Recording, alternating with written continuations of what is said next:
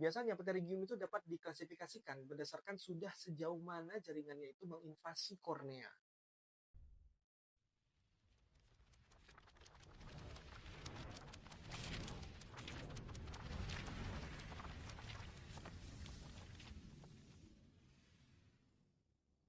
Assalamualaikum Bapak Ibu semua.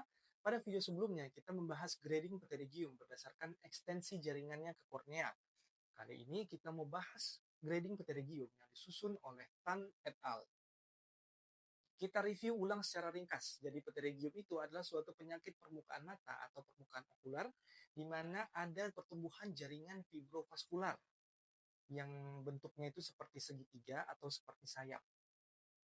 Pterygium ini sifatnya progresif dengan komponen utama berupa kepalanya, ini badannya, ini lehernya, dan terkadang ada haze cornea superficial yang disebut halo atau cap.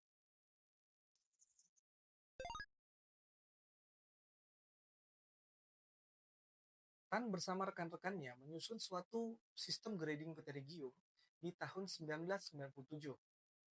Nah, sistem pterygium yang disusun ini menggunakan translusensi atau beningnya jaringan itu sebagai patokan. Mereka mempercayai bahwa loss of translusensi ini itu berkorelasi kuat dengan tebalnya jaringan pterygium. Berarti asumsinya semakin bening jaringan pterygiumnya, berarti makin tipis dia. Berarti masih ringan dan belum berat.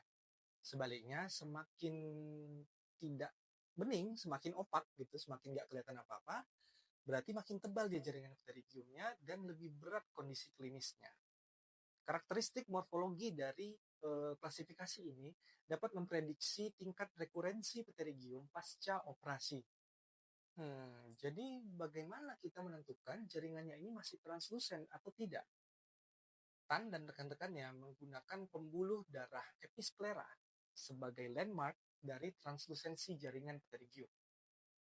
Nah, menurut sistem grading ini, jika di bawah bodi atau di bawah badan dari pterygiumnya itu masih tampak jelas keseluruhan dari pembuluh darah episklera, maka itu adalah derajat T1 atau disebut atrophic pterygium. Pada derajat T2 atau intermediate pterygium, nah itu dapat dijumpai adanya obstruksi parsial dari pembuluh darah episklera di bawah base atau badan dari pterygiumnya.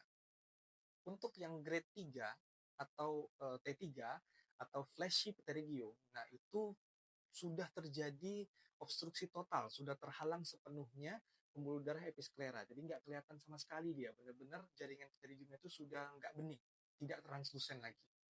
Sistem klasifikasi oleh Tan et al. Ini mudah, simple secara klinis dan sangat bermanfaat dalam menentukan grading pterygium yang primer. Namun sistem klasifikasi ini kurang bermakna bagi pterygium yang rekuren, karena pada kasus-kasus pterygium rekuren, cenderung pembuluh darah episkleranya itu lebih sulit untuk diobservasi. Nah, pada video berikutnya dalam seri pterygium ini, kita akan bahas sistem grading pterygium yang dinilai paling komprehensif. Sampai jumpa di video berikutnya. Like video ini, subscribe ke channel Dr. Gilang Syawali Mata, dan klik icon bell untuk notifikasi video-video berikutnya. Semoga berkah. Assalamualaikum warahmatullahi wabarakatuh.